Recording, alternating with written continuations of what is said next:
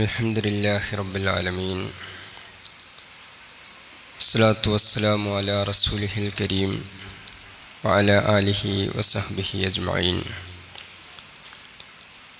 In ഉരീദു ഇല്ലൽ ഇസ്ലാഹ മസ്തതഅതു വമാ തൗഫീഖി ഇല്ലാ ബില്ലാഹ് അലൈഹി തവക്കൽതു വഇലൈഹി ഉനീബ്.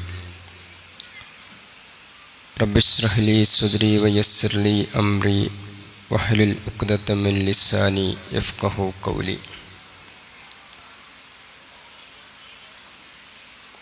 ഈ സമ്മേളനത്തിൻ്റെ അധ്യക്ഷ GAO വയനാട് ജില്ലാ പ്രസിഡന്റ് സഹോദരി ഷാനില, വേദിയിലിരിക്കുന്ന GAOവിൻ്റെ സംസ്ഥാന ഭാരവാഹികൾ, ജില്ലാ ഭാരവാഹികൾ, ജമാഅത്തെ ഇസ്ലാമിയുടെയും വനിതാ വിഭാഗത്തിൻ്റെയും എല്ലാം ജില്ലാ സാരഥികൾ, ഭാരവാഹികൾ, ഈ സമ്മേളനത്തിൽ പങ്കെടുക്കാൻ ഇവിടെ ഒരുമിച്ച് കൂടിയിരിക്കുന്ന പ്രിയപ്പെട്ട സഹോദരിമാർ, അസ്സലാമു അലൈക്കും വറഹ്മത്തുള്ളാഹി വബറകാതുഹു. അല്ലാഹു സുബ്ഹാനഹു വ തആല നമ്മുടെ ഈ കൂടിയിരിക്കൽ സ്വാലിഹായ അമലായി നമ്മളിൽ നിന്നും സ്വീകരിക്കുമാറാവട്ടെ. നാളെ അവൻ്റെ ജന്നാത്തുൽ ഫിർദൗസിൽ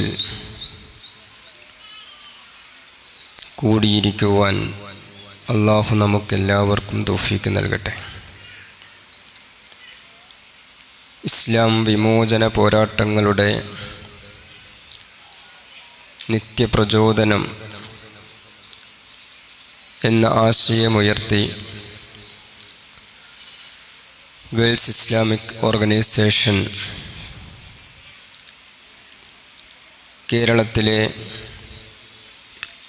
വിവിധ ജില്ലകളിൽ സംഘടിപ്പിക്കുന്ന ജില്ലാ സമ്മേളനങ്ങളുടെ ഭാഗമാണ് ഈ സംഗമം, ഈ സമ്മേളനം. ഈ സമ്മേളനം കാരുണ്യവാനായ അല്ലാഹുവിൻ്റെ നാമത്തിൽ ബിസ്മില്ലാഹിർ റഹ്മാനിർ റഹീം എന്നുച്ചരിച്ചുകൊണ്ട് ഉദ്ഘാടനം ചെയ്തതായി ഏറെ സന്തോഷത്തോടുകൂടി പ്രഖ്യാപിക്കുകയാണ്. ഇന്ത്യയിലെ മുസ്ലിം വിദ്യാർത്ഥിനികൾക്കിടയിൽ ഇസ്ലാമിൻ്റെ ആശയത്തിൽ നിന്നുകൊണ്ട് സജീവമായി പ്രവർത്തിച്ചു കൊണ്ടിരിക്കുന്ന അഭിമാനകരമായ പ്രവർത്തനങ്ങളുടെയും കൂട്ടായ്മയുടെയും പേരാണ് girls Islamic organisation of India. GAO ഒരു പാഠശാലയാണ്, ഒരു സ്കൂളാണ്. വിദ്യാർത്ഥിനികൾക്ക് അവരുടെ ജീവിതത്തെക്കുറിച്ച് ദിശാബോധം പകർന്നു കൊടുക്കുന്ന, ഇന്ത്യയിൽ പകരം വെക്കാനില്ലാത്ത കൂട്ടായ്മയാണ് GAO. വിദ്യാർത്ഥിനി എന്ന കാലഘട്ടം, ആ പ്രായം നമ്മുടെ ഒരു പ്രായഘടനയിലെ ഏറ്റവും പ്രധാനപ്പെട്ട ഒരു പ്രായമാണ്. നമ്മൾ പഠിക്കുന്ന കാലം, സ്കൂളുകളിൽ, കോളേജുകളിൽ, യൂണിവേഴ്സിറ്റികളിൽ, ക്യാമ്പസുകളിൽ പല രീതിയിൽ നമ്മൾ പഠിക്കുന്ന കാലം. നമ്മുടെ ഒരു ജീവിതബോധവും ലക്ഷ്യബോധവും ജീവിതത്തിൻ്റെ ശീലങ്ങളും പെരുമാറ്റങ്ങളും സ്വഭാവവുമെല്ലാം നമ്മളിൽ രൂപപ്പെടുന്ന ഒരു കാലമാണ്, ഒരു പ്രായപരിധിയാണ്. ആ കാലത്ത് ജീവിതത്തെക്കുറിച്ച് ഏറ്റവും ശരിയായ കാര്യങ്ങൾ, ഏറ്റവും നല്ല കാര്യങ്ങൾ പകർന്നു തരാൻ ഒരു കൂട്ടുകാരിയായി, ഗുണകാംക്ഷിയായി നമ്മളോടൊപ്പം ജിയോ ഉണ്ടാകുന്നു എന്നതാണ് നമ്മളോട് ജിയോ ചെയ്യുന്ന ഏറ്റവും വലിയ കാര്യം, ഏറ്റവും നല്ല പ്രവർത്തനം. അങ്ങനെ ജിയോവിലൂടെ ജീവിതത്തിൻ്റെ ലക്ഷ്യബോധവും ജീവിതത്തിൻ്റെ ശീലങ്ങളും പെരുമാറ്റങ്ങളും സംസ്കാരവും രൂപപ്പെടുത്തിക്കൊണ്ടിരിക്കുന്ന ആയിരക്കണക്കിന് പതിനായിരക്കണക്കിന് വിദ്യാർത്ഥിനികൾ ഇന്ത്യയിലുടനീളം നമുക്ക് കാണുവാൻ കഴിയും. അപ്പോൾ അങ്ങനെ ദൈനംദിനം നമുക്ക് കഴിഞ്ഞു പോകുന്ന നമ്മുടെ ഒരു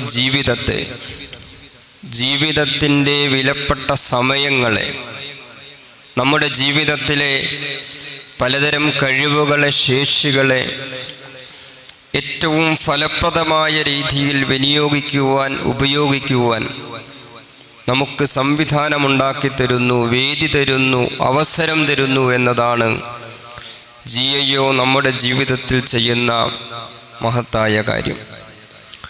ഇങ്ങനെ ജീവിതത്തെ രൂപപ്പെടുത്തുന്ന, നമുക്ക് നമ്മുടെ ജീവിതം കൊണ്ട് ഉപകാരപ്രദമാകുന്ന അനേകം കാര്യങ്ങൾ നമ്മെ പഠിപ്പിക്കുന്ന ഒരു ദിശാബോർഡായി, ഒരു ഗുരുനാഥനായി, ഒരു വഴികാട്ടിയായി, ഒരു പാഠശാലയായി, ജീവിതത്തെ എങ്ങനെ ഏറ്റവും നല്ല രീതിയിൽ കെട്ടിപ്പടുക്കാം എന്നു നമ്മെ പഠിപ്പിക്കുന്ന പാഠശാലയായി ഈ വിദ്യാർത്ഥിനി കൂട്ടം നമുക്കിടയിൽ പ്രവർത്തിക്കുന്നു. 4 പതിറ്റാണ്ട് കാലമായി ഇന്ത്യയിൽ അഭിമാനകരമായ രീതിയിൽ കർമ്മസാഫല്യത്തോടുകൂടി ഈ വിദ്യാർത്ഥിനി കൂട്ടമുണ്ടെന്നും ആ 4 പതിറ്റാണ്ട് കാലത്തിൻ്റെ പ്രവർത്തനങ്ങളുടെ വിലയിരുത്തലും അത് കൂടുതൽ സജീവമായി വിദ്യാർത്ഥിനികൾക്കിടയിൽ പ്രചരിപ്പിക്കുവാനുള്ള സന്ദർഭമായും ഈ 40ാം വാർഷികത്തെ ജിയോ രൂപപ്പെടുത്തിയെടുത്തു എന്നതും പ്രത്യേകം എടുത്തു പറയേണ്ടുന്ന ഒരു കാര്യമാണ്. വിദ്യാർത്ഥിനികളോട് ഇസ്ലാം എന്നൊരാശയത്തെക്കുറിച്ച്, ഇസ്ലാം എന്നൊരാദർശത്തെക്കുറിച്ച്, അതെങ്ങനെയാണ് നമ്മൾ മനസ്സിലാക്കേണ്ടത് എന്നതിനെക്കുറിച്ചാണ് ഈ ജില്ലാ സമ്മേളനങ്ങളിലൂടെ ജിയോ സംസാരിച്ചു കൊണ്ടിരിക്കുന്നത്. നമ്മൾ ഇസ്ലാമിനെ കുറിച്ച് പറയുമ്പോൾ പല രീതിയിലുള്ള ഇസ്ലാം നമ്മുടെ മുമ്പാകെയുണ്ട്, പല രീതിയിലുള്ള മുസ്ലിം ജീവിതങ്ങൾ നമ്മുടെ മുമ്പാകെയുണ്ട്. ജീവിതത്തെക്കുറിച്ച് തന്നെയുള്ള പലതരം കാഴ്ചപ്പാടുകൾ നമ്മുടെ സമൂഹത്തിലുണ്ട്, ജനങ്ങൾക്കിടയിലുണ്ട്. എന്തു വന്നാലും എനിക്കാസ്വദിക്കണം, മുന്തിരിച്ചാറു പോലുള്ളൊരു ജീവിതത്തെക്കുറിച്ച് അങ്ങനെ ഒരു കാഴ്ചപ്പാടുണ്ട്. ഈ ജീവിതം എന്നത് ആസ്വദിക്കാനുള്ളതാണ്, ഈ ജീവിതം ആനന്ദിക്കുവാനുള്ളതാണ്.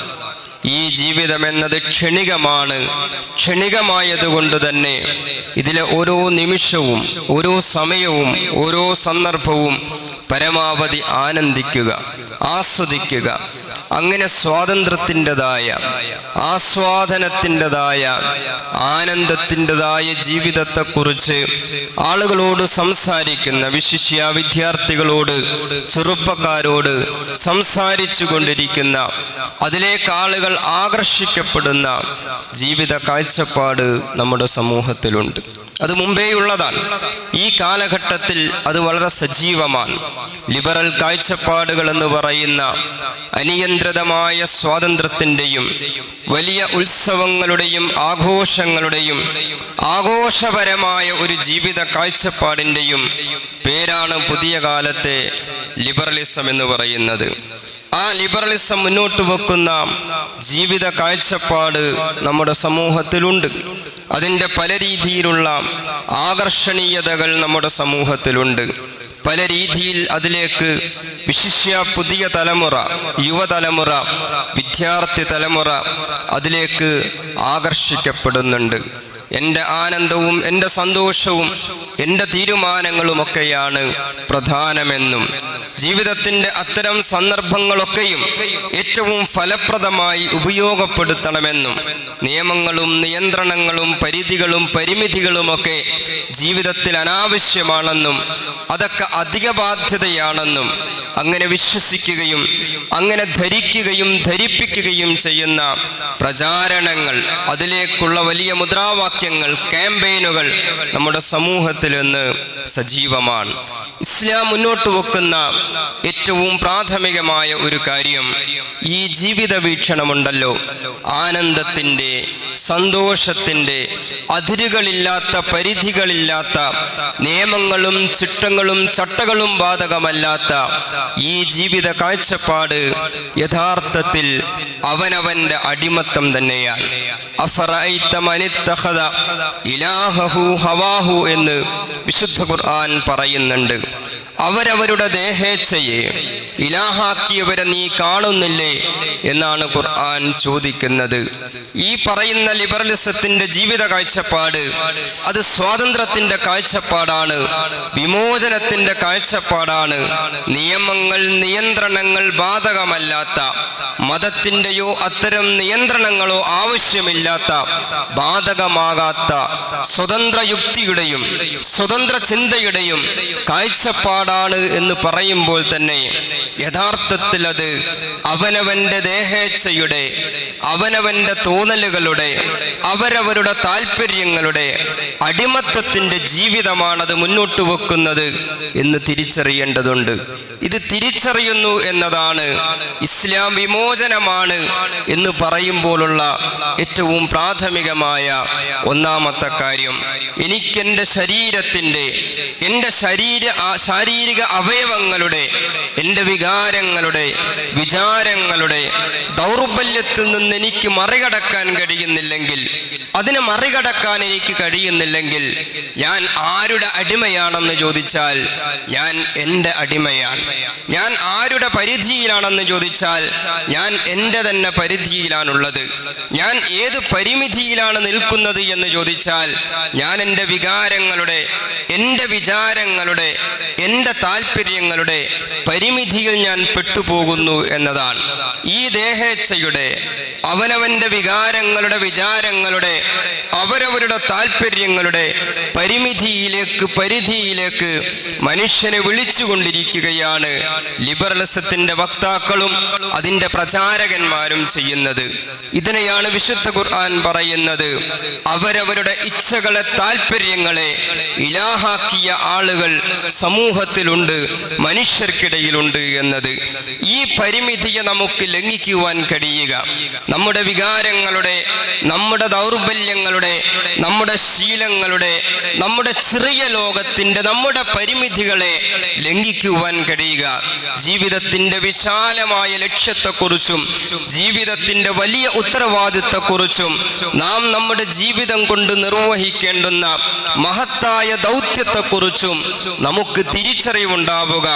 ആ തിരിച്ചറിവിൽ നിന്നുകൊണ്ട് നമ്മൾ ജീവിതത്തിൽ വലിയ കാര്യങ്ങൾ ഏറ്റെടുക്കുകയും നമ്മുടെ ജീവിതം കൊണ്ട് നാം വലിയ കാര്യങ്ങൾ ചെയ്തു തീർക്കുകയും ചെയ്യുക എന്ന ലക്ഷ്യബോധം നമുക്കുണ്ടാവണം. ആ ലക്ഷ്യബോധം നമുക്ക് പകർന്നു തരുന്നു എന്നതാണ് ഇസ്ലാം മനുഷ്യനോട് ചെയ്യുന്ന ഏറ്റവും മഹത്തായ കാര്യം. മനുഷ്യൻ അടിസ്ഥാനപരമായി ദൗർബല്യങ്ങളുള്ളവൻ.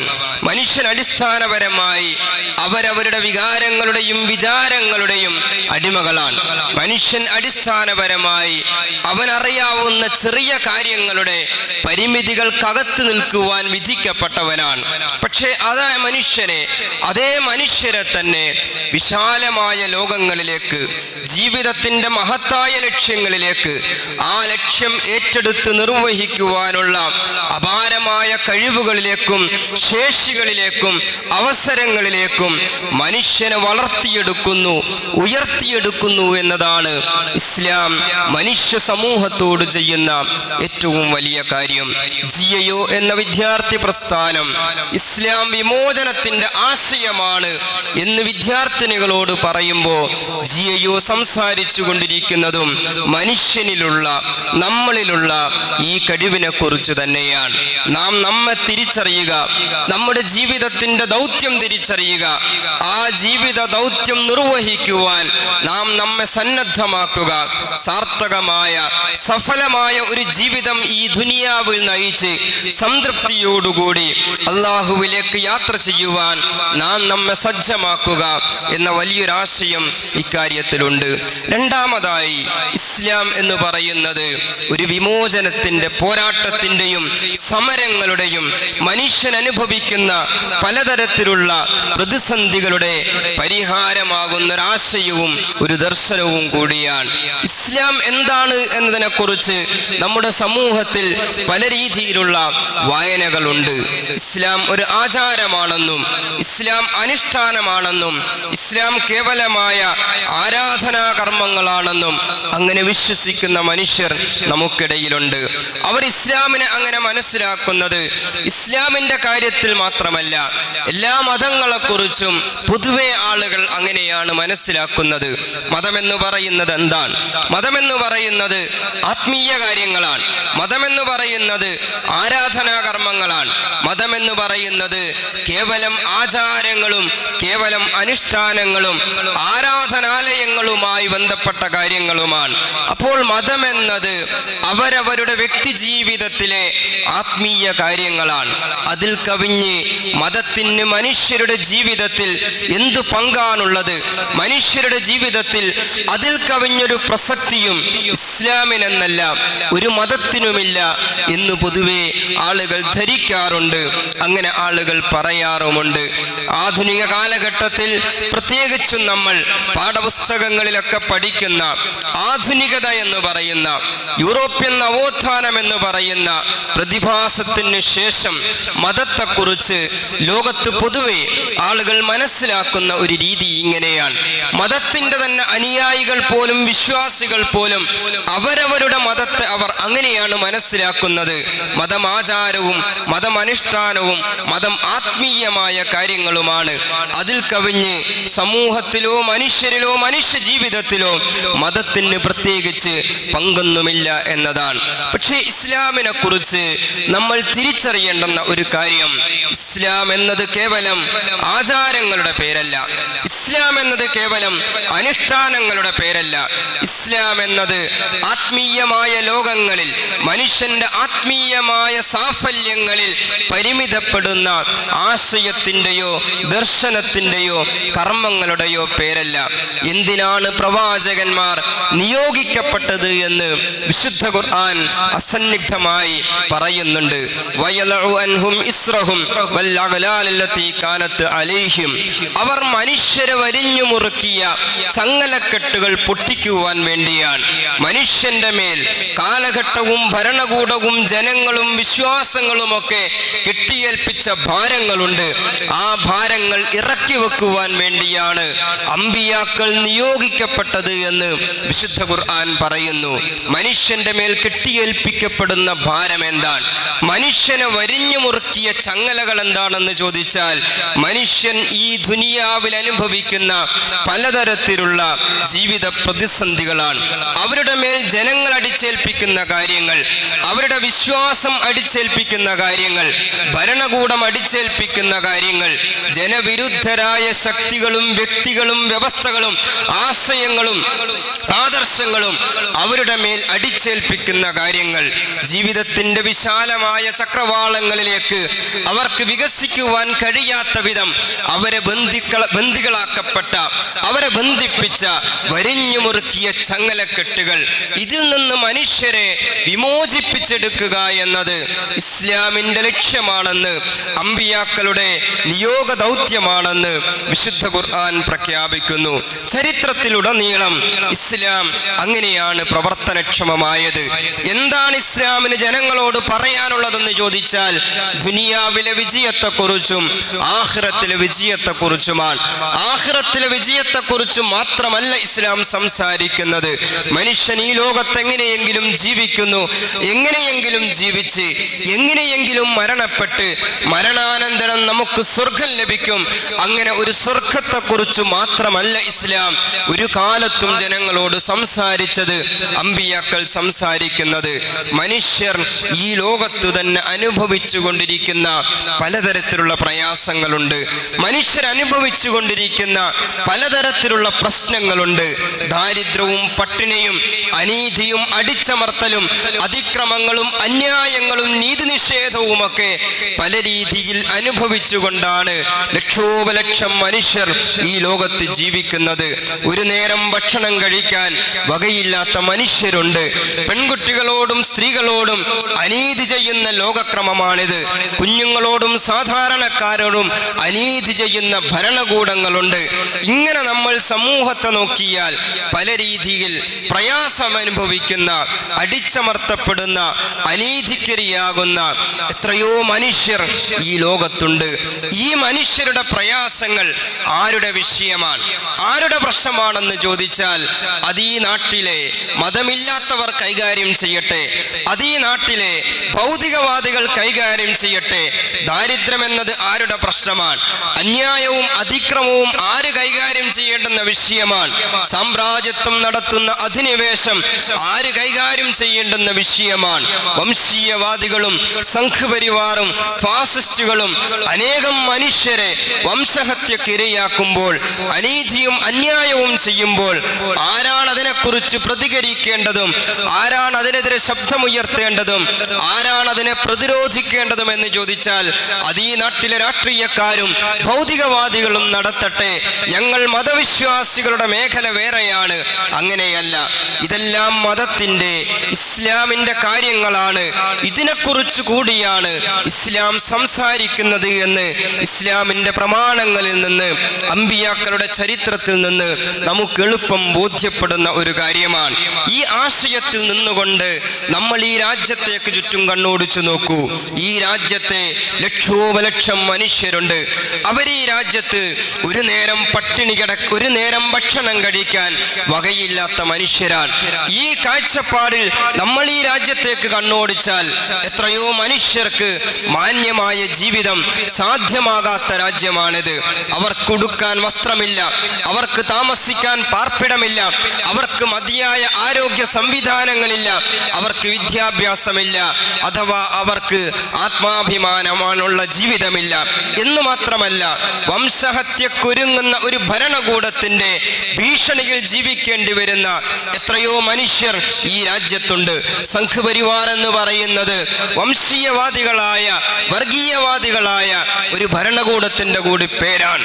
അവർ മുന്നോട്ട് വെക്കുന്ന ആശയവും പ്രത്യയശാസ്ത്രത്തിന്റെയും ഇരകളാക്കപ്പെടുന്ന മുസ്ലിങ്ങൾ ഉൾപ്പെടെയുള്ള ആദിവാസികൾ, ദലിതുകൾ ഉൾപ്പെടെയുള്ള എത്രയോ മനുഷ്യർ ഈ രാജ്യത്തുണ്ട്. അവർ ഈ രാജ്യത്ത് ഒട്ടനവധി അനീതികൾക്കും അന്യായങ്ങൾക്കും ഇരയായിക്കൊണ്ടിരിക്കുകയാണ്. അവർക്ക് വേണ്ടി എഴുന്നേറ്റ് നിൽക്കേണ്ടത് ആരുടെ ബാധ്യതയാണെന്ന് ചോദിച്ചാൽ അത് ഈ രാജ്യത്തിലെ ഒന്നാമതായി മുസ്ലിം സമൂഹത്തിന്റെ വിശ്വാസപരമായ, ആദർശപരമായ ബാധ്യത കൂടിയാണ്. ഇതുകൊണ്ടാണ് ചരിത്രത്തിൽ എല്ലാ കാലത്തും വിമോചന പോരാട്ടങ്ങൾക്ക് പ്രചോദനമാണ് ഇസ്ലാം എന്ന് പറയുന്നത്. ചരിത്രത്തിലെ വിവിധ കാലങ്ങളിലെ, വിവിധ രാജ്യങ്ങളിലെ, വിവിധ സമൂഹങ്ങളിൽ നടക്കുന്ന വിമോചന പോരാട്ടങ്ങളിൽ മുസ്ലിം സമൂഹത്തെ, ആ സമൂഹത്തിലെ പണ്ഡിതന്മാരെ, നേതാക്കളെ, ആ സമൂഹത്തിലെ സ്ത്രീകളെ, ചെറുപ്പക്കാരെ, സാധാരണക്കാരെ, ബഹുജനങ്ങളെ നമുക്കതുകൊണ്ടാണ് കാണാൻ കഴിയുന്നത്.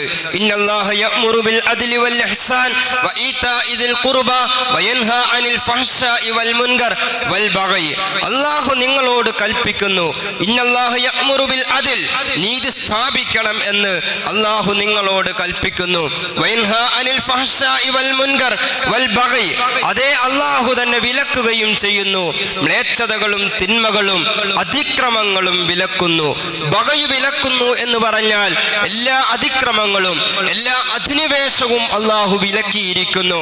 അള്ളാഹു വിലക്കിയ അധിനിവേശവും അള്ളാഹു വിലക്കിയ അതിക്രമങ്ങളും ആരെങ്കിലും ഏതെങ്കിലും ഒരു സമൂഹത്തിൽ ചെയ്യുന്നുണ്ടെങ്കിൽ അതിനോട് പ്രതിഷേധിക്കുക, അതിനെ പ്രതിരോധിക്കുക എന്നത് ഇസ്ലാമിന്റെ ആദർശപരമായ പ്രചോദനമാണ് എന്നതാണ് കാര്യം. അതുകൊണ്ടാണ് നമ്മൾ ജീവിക്കുന്ന ഇക്കാലഘട്ടത്തിൽ ഫലസ്തീനിൽ നടന്നുകൊണ്ടിരിക്കുന്ന വിമോചന പോരാട്ടത്തിലെ ഏറ്റവും മുൻനിരയിൽ നിന്നുകൊണ്ട് എന്തുകൊണ്ട് വിശ്വാസികൾ പോരാടുന്നു എന്ന് ചോദിച്ചാൽ അതിനവർക്ക് പ്രചോദനം അവരുടെ ഇസ്ലാമാണ്. ഫലസ്തീനിൽ പല രീതിയിലുള്ള വിമോചന പോരാട്ടങ്ങൾ ഉണ്ടായിട്ടുണ്ട്. പല രീതിയിലുള്ള ചെറുതും വലുതുമായ വിമോചന പോരാട്ടങ്ങളുണ്ട്.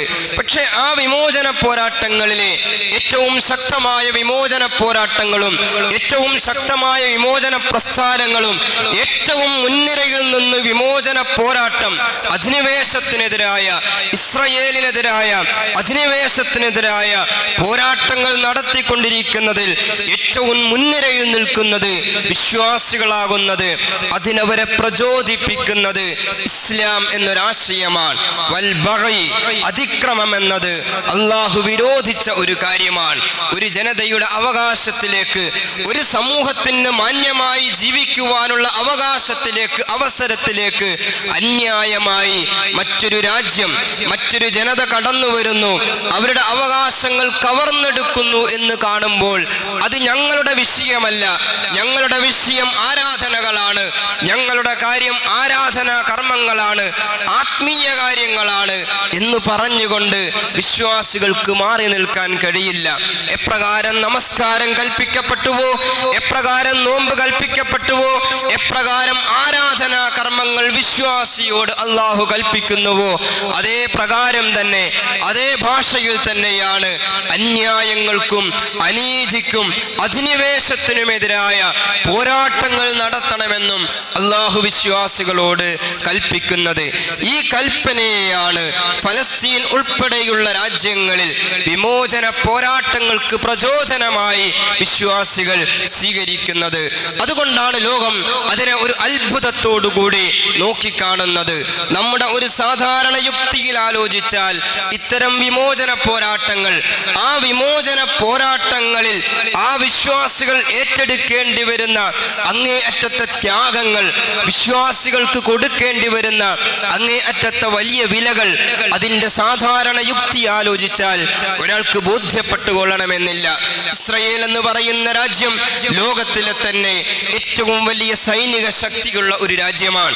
ഇസ്രയേൽ എന്ന് പറയുന്ന രാജ്യം ലോകത്തിലെ വൻകിട രാജ്യങ്ങളുടെ, അമേരിക്ക പോലെ, ബ്രിട്ടൻ പോലെ, ഇങ്ങനെ യൂറോപ്പ് എന്ന് പറയുന്ന ലോകത്തിലെ തന്നെ വൻകിട ശക്തിയുടെ പിൻബലമുള്ള പിന്തുണയുള്ള രാജ്യമാണ്.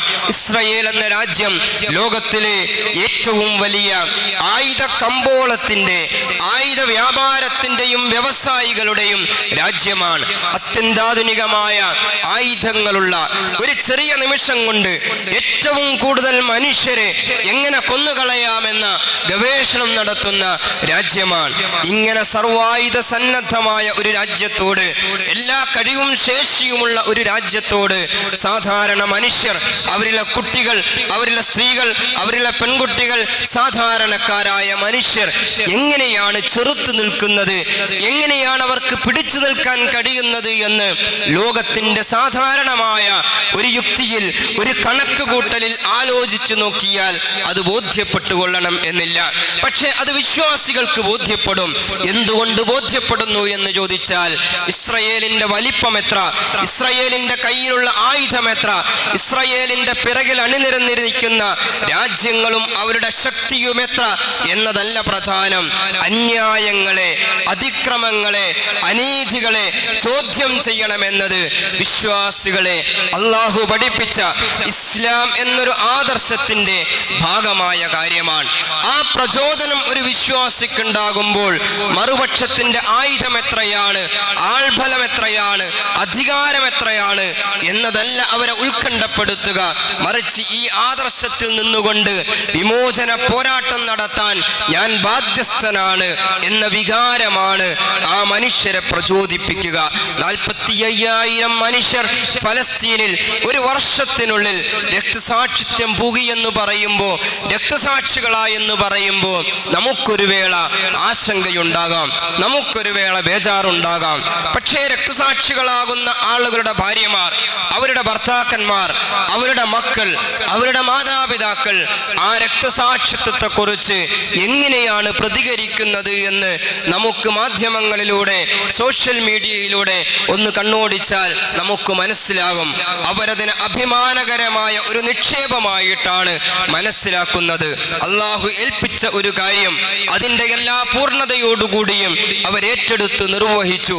ആ ദൗത്യം നിർവഹിക്കുന്നതിനിടയിൽ അവർ അഭിമാനകരമായി പോരാടുകയും അവർ സന്തോഷത്തോടുകൂടി ഈ ലോകത്തോട് വിട പറയുകയും ചെയ്തിരിക്കുന്നു എന്ന സംതൃപ്തിയിലാണ് അവർ ഈ രക്തസാക്ഷിത്വങ്ങളെ അവർ വരവ് വെക്കുന്നത്. ഇസ്ലാമിൻ്റെ ഈ വിമോചന മുഖവും ഇസ്ലാമിൻ്റെ വിശാലമായ ഈ ആദർശ തലവും നമുക്ക് ബോധ്യമുണ്ടാവുക, ജീവിതത്തിൽ അത് ഏറ്റെടുക്കുക എന്നത് പ്രധാനപ്പെട്ട ഒരു കാര്യമാണ്. അങ്ങനെ നമ്മൾ ഏറ്റെടുക്കുമ്പോൾ സ്വാഭാവികമായും ഒരുപാട് വിമർശനങ്ങൾ നമുക്ക് നേരെ വരും. കാരണം മതത്തെക്കുറിച്ച്, മതം മനുഷ്യരുടെ ജീവിതത്തിൽ ഇടപെടേണ്ടതില്ല എന്ന പൊതുവായ ഒരു ധാരണ നമ്മുടെ സമൂഹത്തിലുണ്ട്. മതമെന്നത് ആരാധനയായും ആചാരങ്ങളായും അനുഷ്ഠാനങ്ങളായും മാത്രം നിലനിന്നാൽ മതി, മനുഷ്യരുടെ ജീവിതത്തിലെ മറ്റു കാര്യങ്ങളിലേക്ക് മതം പ്രവേശിക്കേണ്ടതില്ല എന്ന ഒരു തിട്ടൂരം, അങ്ങനെ ഒരു ധാരണ നമ്മുടെ സമൂഹത്തിലുണ്ട്. അത്തരമൊരു സമൂഹത്തിൽ നിന്നുകൊണ്ട് മനുഷ്യരുടെ ജീവിതത്തിൻ്റെ എല്ലാ കാര്യങ്ങളെക്കുറിച്ചും നമ്മൾ സംസാരിച്ചാൽ, നമ്മൾ ഇടപെടുമ്പോൾ സ്വാഭാവികമായും വലിയ ആക്ഷേപങ്ങൾ, വിമർശനങ്ങൾ സമൂഹത്തിൽ നിന്നുണ്ടാകും. ഇത് തീവ്രവാദമാണ്, ഇത് ഭീകരവാദമാണ്, ഇത് രാജ്യദ്രോഹമാണ്, ഇത് സമൂഹത്തിൽ കുഴപ്പമുണ്ടാക്കലാണ്, ഇത് വർഗീയതയാണ്, ഇങ്ങനെ തുടങ്ങിയ പലതരത്തിലുള്ള വിമർശനങ്ങൾ ഉണ്ടാകും. നമുക്കറിയാം ജമാഅത്തെ ഇസ്ലാമി അങ്ങനെ വിമർശിക്കപ്പെടുന്ന ഒരു പ്രസ്ഥാനം കൂടിയാണ്. തീവ്രവാദം എന്ന ചാപ്പലുണ്ടാകും. തീവ്രവാദം, ഭീകരവാദം, രാജ്യദ്രോഹം, വിഘടനവാദം, വർഗീയത തുടങ്ങിയ ആക്ഷേപങ്ങൾ ഉണ്ടാകും. ഈ ആക്ഷേപങ്ങളുടെ പ്രചോദനം എന്തെന്ന് ചോദിച്ചാൽ ജമാഅത്തെ ഇസ്ലാമി, അതിൻ്റെ സംഘടനകൾ, അതിൻ്റെ മാധ്യമങ്ങൾ, അതിൻ്റെ വക്താക്കൾ, അതിൻ്റെ പ്രവർത്തകർ, അതിൻ്റെ സംവിധാനങ്ങൾ ഇസ്ലാമിൻ്റെ വിമോചന മുഖത്തെക്കുറിച്ചാണ് സംസാരിച്ചു കൊണ്ടിരിക്കുന്നത്.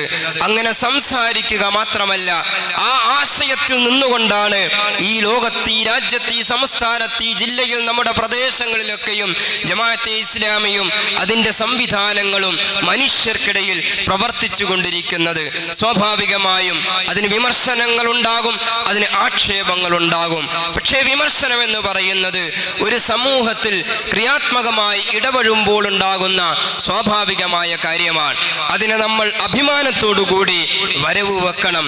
അങ്ങനെ വിമർശിക്കപ്പെടാൻ, അങ്ങനെ വിശകലനം ചെയ്യപ്പെടാൻ, അങ്ങനെ ആക്ഷേപിക്കപ്പെടാനുള്ള കോപ്പ് നമ്മളിലുണ്ട്, അതിനുള്ള കരുത്തും അതിനുള്ള ശേഷിയും നമുക്കുണ്ട് എന്ന് നമ്മൾ വരവ് വെക്കേണ്ടതുണ്ട്.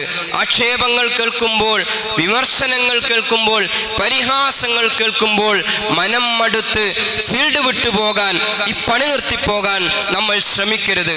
കൂടുതൽ ആവേശത്തോടുകൂടിയും കൂടുതൽ ഉത്സാഹത്തോടുകൂടിയും അള്ളാഹുവിൽ ഭരമേൽപ്പിച്ചുകൊണ്ട് മുന്നോട്ടു പോകാനാണ് നമ്മൾ പരിശ്രമിക്കേണ്ടത്. ഇത്രയും പറഞ്ഞുകൊണ്ട് ഞാൻ എൻ്റെ ഈ സംസാരം അവസാനിപ്പിക്കുകയാണ്. ജിയോവിലൂടെ സഞ്ചരിച്ച്, ജിയോവിലൂടെ നമ്മൾ നമ്മുടെ ജീവിതത്തെ കരുപ്പിടിപ്പിച്ചാൽ, ജീവിതത്തെ, അതിൻ്റെ സംസ്കാരത്തെ, അതിൻ്റെ ശീലങ്ങളെ, ജീവിത ലക്ഷ്യത്തെ നമ്മൾ രൂപപ്പെടുത്തിയെടുത്താൽ ഈ ലോകത്തും നാളെ പരലോകത്തും വിജയപ്രദമാകുന്ന, അഭിമാനമുള്ള, സന്തോഷമുള്ള, സാഫല്യമുണ്ടാകുന്ന ജീവിതം നമുക്കുണ്ടാവും എന്ന ബോധ്യം നമുക്കുണ്ടാവണം എന്നുകൂടി ഒരിക്കൽ കൂടി ഉണർത്തി ഞാൻ അവസാനിപ്പിക്കുന്നു. വആഖിറു ദഅവാന അനിൽ ഹംദുലില്ലാഹി റബ്ബിൽ ആലമീൻ. അസ്സലാമു അലൈക്കും.